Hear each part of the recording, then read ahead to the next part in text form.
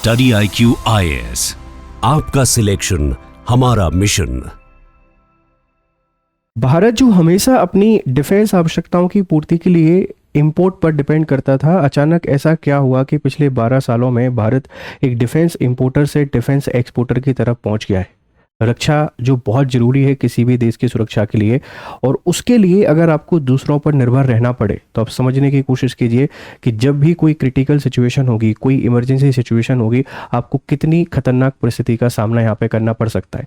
हालांकि रक्षा संधियों की डील होती है कि कितनी भी खराब स्थिति हो, लेकिन हम आपको जो सपोर्ट प्रोवाइड करा रहे हैं, सपोर्ट प्रोवाइड कराना जारी रखेंगे। लेकिन जिस तरीके से जियो पॉलिटिक्स बदल रही है, उस बदलती जियो पॉलिटिक्स में आप कभी भी नहीं कह सकते हैं कि कौन आपका दोस्त है और कौन आपका दुश्मन है।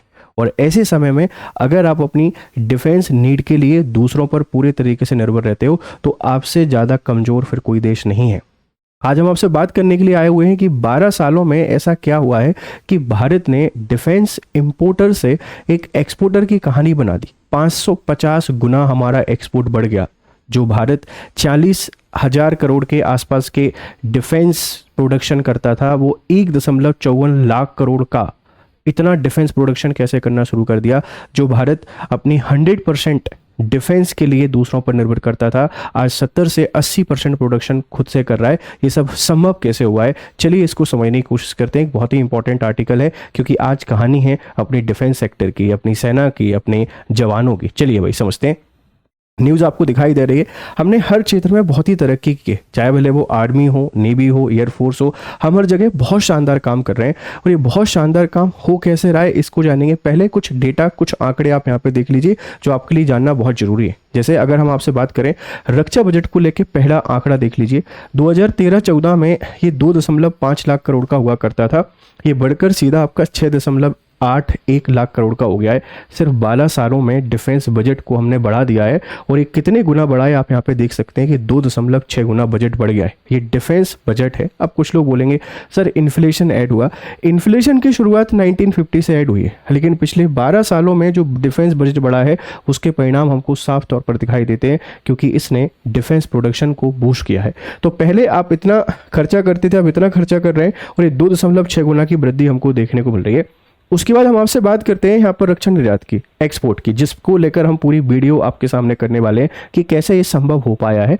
तो देखो, अगर मैं आपसे बात करूँ 2013 और 14 में हम मात्र $83 मिलियन का एक्सपोर्ट करते थे, सिर्फ इतना ही एक्सपोर्ट करते थे। लेकिन आज आप लोग देखेंगे कि 23,622 करोड़ का डिफेंस एक्सपोर्ट है। जो 83 मिलियन का हुआ करता था वो 23,622 करोड़ का डिफेंस एक्सपोर्ट है, और ये 550 टाइम इंक्रीज हो गया है। ये संभव कैसे हो पाया है? ये संभव ऐसे हुआ है, आप समझिए कि पहले हम जो प्रोडक्शन करते थे वो सिर्फ और सिर्फ 46,000 करोड़ का करते थे, लेकिन अब आप 1.54 लाख करोड़ का सर्वोच्च स्तर पर, मतलब इतनी कीमत के हथियारों का आपने इंपोर्ट प्रोडक्शन किया है। और प्रोडक्शन किया है तो ऑब्वियस सी बात है कि आपका एक्सपोर्ट यहाँ पे बढ़ेगा ही बढ़ेगा। कुछ और जानकारी को जरा समझने की कोशिश करते हैं कि चीज़ें कैसे संभव हो पाई। अब देखो, नीतिगत बदलाव की बात करें कि सब कुछ हो कैसे पाया है, इसको 2014 के पहले और 2014 के बाद की स्थिति को आपको समझना पड़ेगा।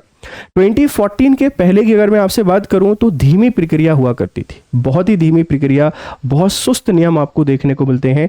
ठीक है, टालम टोल की व्यवस्था हमको देखने को मिलती थी, लेकिन 2014 के बाद हमने इसको एक्टिव करना शुरू किया कि धीमी प्रक्रिया से काम नहीं चलेगा। डिफेंस सेक्टर बहुत इंपॉर्टेंट सेक्टर है, आप इसको यूं ही बर्बाद नहीं कर सकते, क्योंकि हम 2.5 फ्रंट पे लड़ाई करते हैं। कोई भी हम पे कभी भी हमला यहाँ पे कर सकता है, ध्यान रखना। फिर दूसरी बात करते हैं निर्भरता।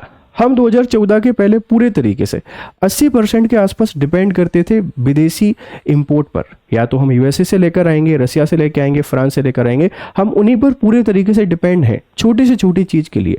लेकिन 2014 के बाद हमने क्या किया, डिफेंस प्रोडक्शन को बढ़ावा दे दिया।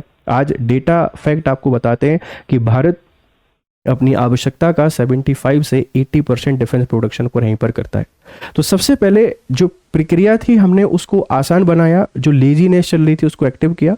डिपेंडेंसी जो दूसरों पर हुआ करती थी हमने उसको आत्मनिर्भरता में कन्वर्ट कर दिया, स्वदेशी किया। चाहे आप उसको मेक इन इंडिया कह सकते हैं, मेड इन इंडिया कह सकते हैं, सब कुछ भारत सरकार ने पॉलिसी बदली और यहीं पर उत्पादन करना शुरू कर दिया। इसके बाद निजी क्षेत्र की भागीदारी। निजी क्षेत्र को भारत में हमेशा दुश्मन ही माना गया है, ये तो दुश्मन लोग हैं, ये तो इस देश को बर्बाद करके रख देंगे, जबकि इसी के आधार पर पूरी दुनिया चल रही, चाहे वो यूएसए हो, यूरोप हो, ब्रिटेन हो, कोई भी हमेशा प्राइवेट सेक्टर ने ही बूस्ट किया है।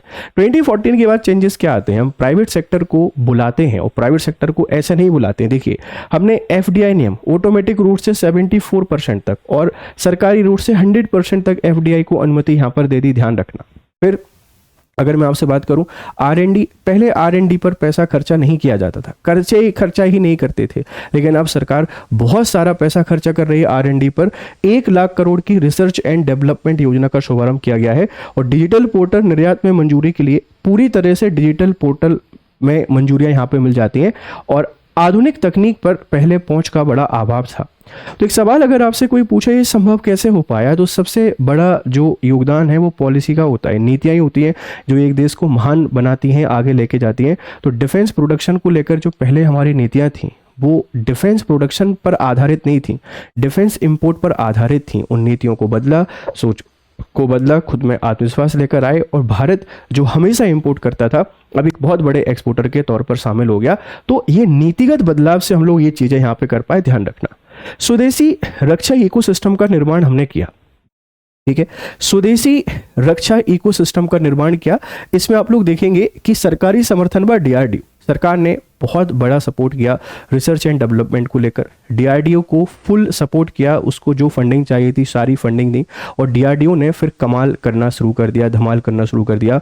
और ऐसे ऐसे आरएनडी करके, चाहे वो नेवी हो या हमारा एयरफोर्स हो या आप जानते हैं कि हमारी जो मेन फोर्स है आर्मी, सब के लिए, चाहे वो हमको रॉकेट बनाने में हेल्प करने की बात करें, असिस्ट करने में, या युद्ध वाले टैंक बनाने हो, मिसाइल बनाने हो, सब बनाने में डीआरडीओ ने बहुत इंपॉर्टेंट रोल प्ले किया है। आप अग्नि का नाम उठा के देख लीजिए, पिनाक का नाम उठा के देख लीजिए, आर्टिलरी का नाम देख लीजिए, जो भी आपको देखने को मिलेगा बहुत बड़े स्तर पर। फिर हमारी जो आप देखेंगे कि एमएसएमई 462 कंपनियों को 788 औद्योगिक लाइसेंस रक्षा उत्पादन और निर्यात प्रोत्साहन नीति के थ्रू 16,000 गेम चेंजर एमएसएमई, जो एमएसएमई है उनकी इंपॉर्टेंस को समझा और हमने उनको भागीदार बनाया डिफेंस प्रोडक्शन में। तो डिफेंस प्रोडक्शन ऑटोमेटिकली बढ़ना शुरू हुआ और उसके बाद आप देखेंगे कि वैश्विक निर्यात 90+ देशों को रक्षा उपकरणों का निर्यात किया, गोला बारूद, राडार और उन्नत सिस्टम की आपूर्ति। देखो, डिफेंस एक्सपोर्ट का मतलब ये नहीं है कि आप बहुत उन्नत मिसाइल ही बनाना शुरू करें तो ही आप उसको एक्सपोर्ट करें। एक्सपोर्ट का बड़ा सिंपल सा मतलब है कि जो भी इक्विपमेंट आप बना सकते हैं उनको बनाइए, प्रोड्यूस कीजिए, अपनी आवश्यकताओं की पूर्ति कीजिए और दूसरों को बेचना शुरू कीजिए। जो हर जगह से मंगाते थे अब 90+ देशों को एक्सपोर्ट कर रहे हैं। और कर कैसे पा रहे हैं, पहले हमने नीतियां बदली, दूसरा हमने पूरा रक्षा स्वदेशी इकोसिस्टम पर काम किया। इसके बाद आप लोग देखेंगे कि उत्पादन और निर्यात में हमको भागीदारी देख लीजिए जरा कि किसकी किसमें भागीदारी है। जैसे अगर मैं 24-25 की आपसे बात करूं तो निजी क्षेत्र 23% के आसपास है ना, 23% के आसपास भागीदारी होती है और जो पीएसयू है ये 77% के आसपास ही भागीदारी करते हैं, ध्यान रखना। अगर मैं आपसे बात करूं निर्यात की, तो निर्यात में जो हमारे पीएसयू है ये 40% के आसपास और निजी क्षेत्र का 60% के आसपास योगदान है। अगर कोई डेटा आपसे पूछ ले कि बताओ भाई कौन कितना उत्पादन कर रहा है, कौन कितना एक्सपोर्ट कर रहा है, तो एक बार ये डेटा आप लोग बता सकते हैं कि इतने बड़े स्तर पर उत्पादन और एक्सपोर्ट भी यहाँ पे किया जा रहा है। अब कोई आपसे पूछ सकता है कि उन देशों के बारे में बता दीजिए जहां पर आप एक्सपोर्ट कर रहे हैं, उन देशों के बारे में बता दीजिए जहां पे आप एक्सपोर्ट कर रहे हैं। तो देखो, अभी हमारा यूएई के साथ डील पेंडिंग है, यूएई के साथ डील पेंडिंग है। इसके अलावा आप देखेंगे कि चाहे वो फिलीपींस हो, इंडोनेशिया हो, जापान हो, हम हर किसी के साथ डिफेंस डील साइन कर रहे हैं। सिर्फ एफटीए साइन नहीं कर रहे हैं, हम डिफेंस डील को साइन कर रहे हैं और ये डिफेंस डील भारत को मौका देती है। फायदा है क्या है, देखो, पहले प्रोडक्शन बढ़ता है, प्रोडक्शन बढ़ने से जॉब क्रिएट होती है और साथ में आपके बायलैटरल रिलेशन काफ़ी अच्छे होते हैं। इंडो पैसिफिक रीजन में आप मजबूती से अपने आप को प्रेजेंट करते हैं और सभी देशों से रिश्ते बेहतर बनाकर एक पॉलिटिकल पावर के तौर पर आप इमर्ज होते हैं। तो ये सिर्फ और सिर्फ रक्षा निर्यात नहीं है, भारत की डिप्लोमेसी का भी एक्सपोर्ट है कि हम डिप्लोमेसी एक्सपोर्ट करके आते हैं, देकर आते हैं कि भाई आपको हमसे रिश्ते बेहतर बनाने हैं। जैसे यूपीआई हमारा बहुत अच्छा काम कर रहा है, उसी तरीके से ये डिफेंस प्रोडक्शन भी बहुत अच्छे तरीके से काम कर रहा है। आप इस बात को ध्यान रखिएगा। आगे अगर मैं आपसे बात करूं हमने क्या क्या बनाया है, तो देखो भाई, स्वदेशी शक्ति LCA की बात कर रहे हैं, तेजस है ना। तेजस को किसने बनाया है, तो बच्चे आप देखेंगे कि हिंदुस्तान एरोनॉटिक्स लिमिटेड के द्वारा single engine multi role fighter jet है। भारतीय वायुसेना के लिए 83 तेजस जेट्स का 48,000 करोड़ का सौदा यहाँ पे किया गया है। हम ही बना रहे हैं तेजस को, यही विमान हम बाहर से लेकर आते, कितना सारा पैसा जाता, कितना ट्रेड डेफिसिट होता, फॉरेक्स रिजर्व का लॉस होता और करेंसी आपकी डाउन जाती, लेकिन हम खुद से बना रहे हैं तो अपनी डिमांड फुलफिल होगी और आप इसी को आगे जाके क्या करेंगे, एक्सपोर्ट करेंगे। फिर वैश्विक दिलचस्पी की बात करें तो मलेशिया को 18 तेजस जेट्स बेचने की पेशकश की है। अमेरिका, ऑस्ट्रेलिया, इंडोनेशिया, फिलीपीन, मिस्र और अर्जेंटीना द्वारा विमान में भारी रुचि दिखाई गई है, क्योंकि भारत जब बनाता है तो सस्ता बनाता है, बहुत स्टील्थ बनाता है, बहुत उन्नत बनाता है, तो यहाँ पे आप तेजस को सेल करने जाएंगे। एक उदाहरण मैं आपको बता रहा हूँ।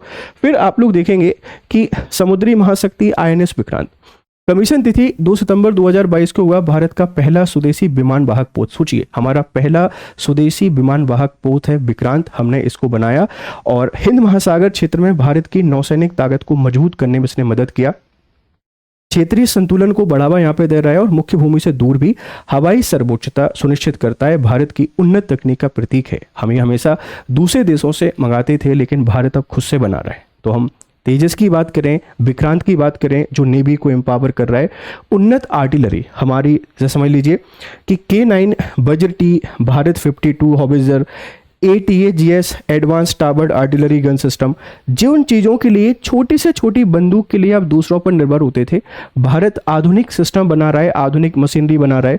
हम मिसाइलें बना रहे हैं, ब्रह्मोस फिलीपींस को निर्यात जो रणनीतिक साझेदारी का बड़ा कदम है। नाग मिसाइल सेना के लिए हमने यहाँ पे बना दी, इसको भी फॉरेन को भेजे जाने वाला है, इसमें ही बहुत सारे लोग इंटरेस्टेड हैं। फिर रॉकेट लॉन्चर हम लोग बना रहे हैं, पिनाका आर्मेनिया को निर्यात सटीकता और मारक क्षमता के लिए विश्व स्तर पर प्रसिद्ध है। हम जो भी बना रहे हैं खुद के लिए तो बना ही रहे हैं और खुद के लिए बनाने के साथ में दूसरे देशों को एक्सपोर्ट भी कर रहे हैं। ये बहुत इंपॉर्टेंट एस्पेक्ट है इस पूरी कहानी का और यही वजह है कि भारत अब डिफेंस इंपोर्टर नहीं है, एक डिफेंस एक्सपोर्टर के तौर पर काम कर रहा है। दोहरी चुनौती का हमने संतुलन यहाँ पे किया है, जैसे सैन्य आवश्यकताएं, जैसे हम पहले सिर्फ और सिर्फ इंपोर्टर हुआ करते थे, ठीक है, अब एक्सपोर्टर बने। तो कैसे बने, हमने दो चीज़ों को बैलेंस किया, हमारी आवश्यकताओं की पूर्ति की, हमारी आवश्यकताओं की पूर्ति की तो हमारा बहुत सारा पैसा बचा, उस पैसे को इन्वेस्ट करके हम प्रोडक्शन करना शुरू किए। प्रोडक्शन करना शुरू किए तो अपना स्वदेशी तकनीक है, अपनी निर्भरता है, कोई इमरजेंसी सिचुएशन में हमको परेशान नहीं कर पाएगा, हैम्पर नहीं कर पाएगा, पूरा डेटा और तकनीक सब कुछ अपनी है। पहली चीज पैसा बचाया, अपनी निर्भरता, खुद बने, आत्मनिर्भर बने। दूसरा, जब खुद के लिए बना रहे थे तो बहुत छोटे छोटे देशों के लिए ये तकनीक हमने बेचना शुरू किया, तो उससे हमारा मार्केट चलना शुरू हुआ, उससे हमारा डिफेंस एक्सपोर्ट ऑटोमेटिकली बढ़ना यहाँ पर शुरू हो गया। तो जो आपकी आवश्यकता है वही आपके लिए अवसर बन सकती है और इसी आवश्यकता और अवसर को भारत ने बहुत बेहतर तरीके से समझा और अपनी आत्मनिर्भरता को हासिल करने के साथ में दूसरे देशों को एक्सपोर्ट करना यहाँ पर शुरू कर दिया। ठीक है, तो कुछ एग्जाम्पल मैंने आपको दिए कि भारत क्या क्या बना रहा है और कैसे ये चीज़ें आपके पास संभव यहाँ पे हो पा रही हैं। हमारा 2029 का लक्ष्य है, विश्व का सबसे बड़ा हथियार आज तक अब एक वैश्विक मैन्युफैक्चरिंग हब बनने के लिए जा रहा है। कुल रक्षा उत्पादन हमको 3 लाख करोड़ का करना है और कुल रक्षा निर्यात को हमको 50,000 करोड़ 6 बिलियन के आसपास लेके जाना है, जिससे हम एक बहुत बड़े डिफेंस एक्सपोर्टर के तौर पर काम कर सकें। अब एक सवाल आपके मन में चल रहा होगा, ये सारी चीज़ें संभव कैसे हो पाई। बच्चे, अगर मैं सारी चीज़ों को संभव कैसे हो पाई आपको समझाने की कोशिश करूं, एक छोटी सी स्लाइड आपको यहाँ पे समझना है कि हमने बहुत बड़े लेवल पर काम किया, जैसे रक्षा औद्योगिक कॉरिडोर पे काम किया है ना, डिफेंस इंडस्ट्रियल कॉरिडोर पे काम किया, जो स्वदेशी निर्माण क्षमता बढ़ाने हेतु यूपी और तमिलनाडु में स्थापित 2 विशेष हब यहाँ पे बनाए, मतलब यूपी और तमिलनाडु में 2 बड़े हब बनाए। लेकिन हम भारत में हर जगह जहाँ भी आवश्यकता है डिफेंस प्रोडक्शन के प्लांट लगा रहे हैं। गोला बारूद से लेके मिसाइल, रॉकेट लॉन्चर, आर्टिलरी या एयर डिफेंस सिस्टम, हर एक चीज़ भारत तैयार कर रहा है, अपने लिए तैयार कर ही रहा है और जिन देशों को आवश्यकता है उनको हम ये बेच भी देते हैं। तो इससे हमारा पूरा डिफेंस एक्सपोर्ट आपका बढ़ जाता है।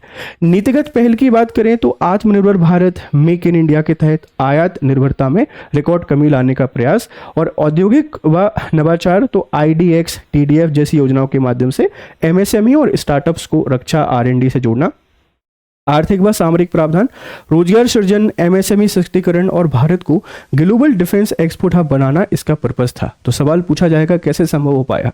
जिस मेक इन इंडिया को, जिस मेड इन इंडिया को या आत्मनिर्भर भारत को हम भर भर कर कोसते थे, वही मेक इन इंडिया के थ्रू हमने धीरे धीरे छोटे छोटे पार्ट्स बनाने शुरू किए। जैसे अभी बहुत सारे लोग बोलेंगे कि अरे सर हम तो स्क्रू ही तो बना रहे हैं। आप समझने की कोशिश कीजिए, शुरुआत यहीं से होती है।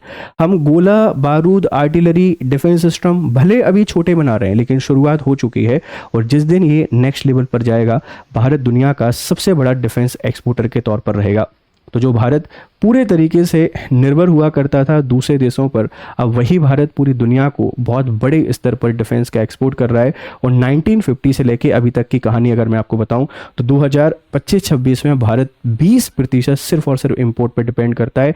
बाकी पूरा हम खुद पे बनाने लगे हैं। हमारे जो सबसे बड़े डिफेंस पार्टनर हैं उसमें यूएस की बात करते हैं, रशिया की बात करते हैं, फ्रांस की बात करते हैं, और भारत अपना एक्सपोर्ट हर जगह अब करने के लिए जा रहा है। तो ये पूरी कहानी भारत के डिफेंस एक्सपोर्ट हब बनने की थी। कैसे बन पाया? आपकी इच्छा शक्ति, सरकारी सपोर्ट और डिफेंस इकोसिस्टम का निर्माण करके, स्वदेशीकरण को बढ़ावा देके हमने ये सारा काम यहाँ पे कर लिया। उम्मीद है कि पूरी कहानी आपको पसंद आई होगी। अगर पसंद आई है तो आपके फीडबैक हमको यहाँ पे जरूर दीजिएगा, ठीक है। आप अगर यूपीएससी की तैयारी कर रहे हैं तो आपके लिए इंपॉर्टेंट अपडेट है। देखो, हमारा जो कोर्स है जिसको आप लोग सामान्य अध्ययन बैच के नाम से जानते हैं, ये 2027, 2028, 2029 के लिए टारगेट करके है। ये 27 जुलाई से इसकी शुरुआत हो रही है। ये मेरा कोड है GRS लाइव, आप इसका यूज़ करके स्मार्ट मॉडल के थ्रू बेहतर तरीके से पढ़ने के लिए एनरोल कर सकते हैं। चलिए फिर मिलते हैं क्लासेस में, तब तक खुश रहें, मस्त रहें। Have a nice time, good day to all, bye bye. Study IQ IAS, आपका सिलेक्शन हमारा मिशन।